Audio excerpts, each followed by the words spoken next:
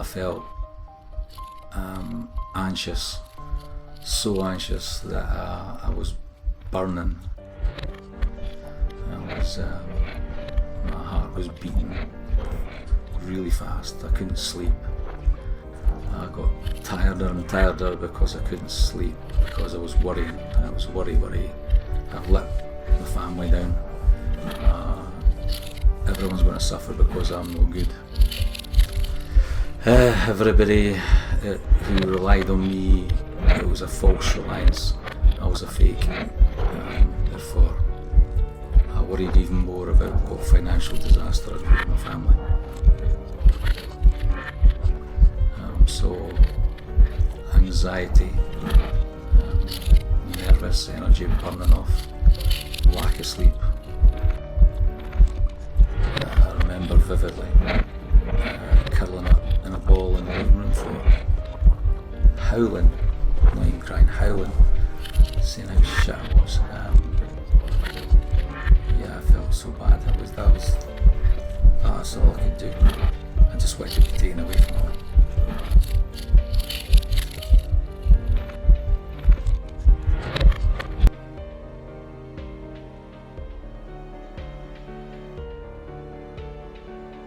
I only realised something was wrong when I was driving back from school crying, and I knew this wasn't right. It was a build-up of stress in work and expectations of work, and then finding that I couldn't do it. I wasn't alone, other people were struggling with it, but I just thought, I can't do this. Why? What's wrong with me? Why can't I do it? I'm a failure. I knew I was stressed. I didn't know I was depressed, and I think it just got worse after that point. There was no stopping it. Once it started, the feelings of negativity about not being good enough, I couldn't stop it.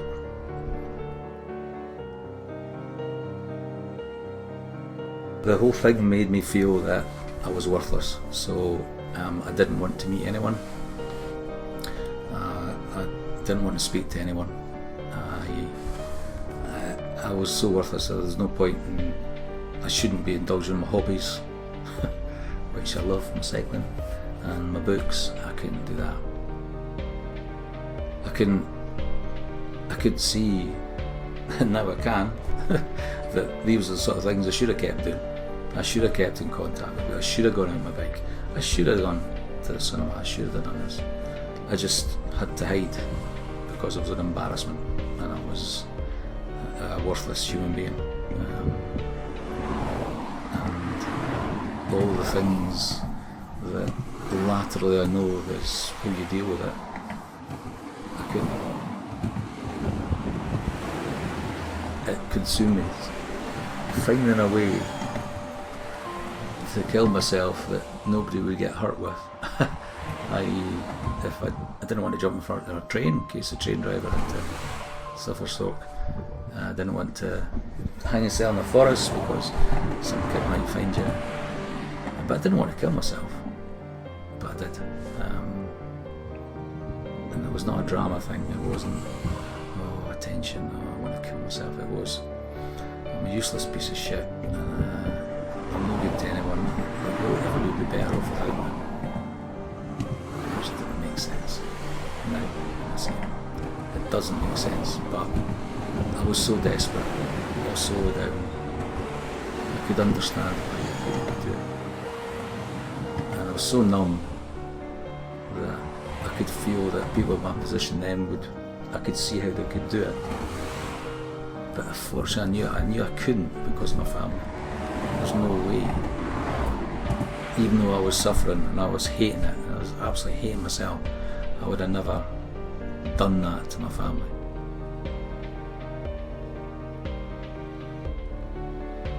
I remember a run, and actually being on the beach at Kingsbarns, and thinking, because I was away from you all and I was having me time, then I reflect, what a fucking great life I had, this is brilliant.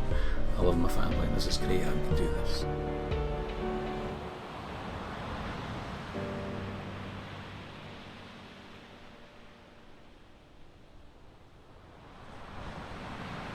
I am a guy who did a lot of things on his own, and I think when you're giving time to other people as your job, you sometimes need a wee bit of time yourself without being too selfish.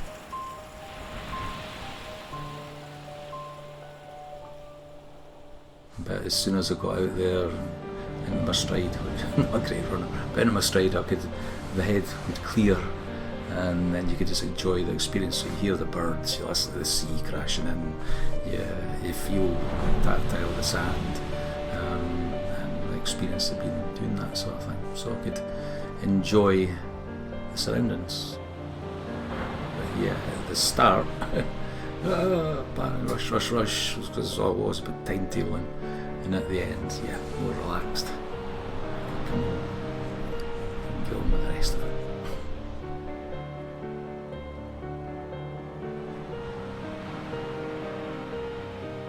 I know that I've had these issues. I'm hopeful I won't have them again. I can't tell if I'm going to have them or not. I don't know what's going to kick in. You know, I didn't think I'd get it after the second time, but then I went back in that position of responsibility, and I had a trigger there.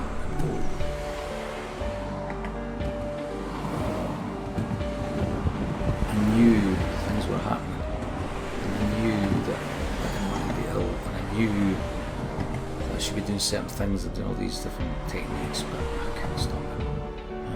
And that was also a frustrating thing, that to have this experience of 2 big episodes, and then the third one to come again, and know and be aware, because I was awareness of triggers and stresses, and because I couldn't get a grip with that made it worse. And for the second and third episodes, I got better at dealing with it and saying, well, I can't do anything about it, I'm ill. If I had a broken leg and I was in a plaster, it's obvious. Because I've got a broken head, it's not obvious to see that I'm ill. I think the last time I was ill was so much quicker, because I did get it. I would like to think I'm a better person for it. It was a good thing. It was a horrible thing, but it was a good thing, in that it made me reflect on what was important. The family was more important than anything else. What other people think doesn't matter, apart from the ones close to you. And work is important, but hey, it's a job, and getting that balance right, and that was what was wrong. The boys, I don't know exactly what we talked about, I think they weren't fully aware of just how seriously ill it was, which is brilliant, because we were too young to deal with that at the time, but it's good to talk about now. I hope they know that if anything like that happens to them, then they understand that, well, it's happened to their dad, so, and he's still here, and he's still okay, I hope. And yeah, that if it happens to their friends, and it happens to people they love, that they'll have insight into, to know that people need help.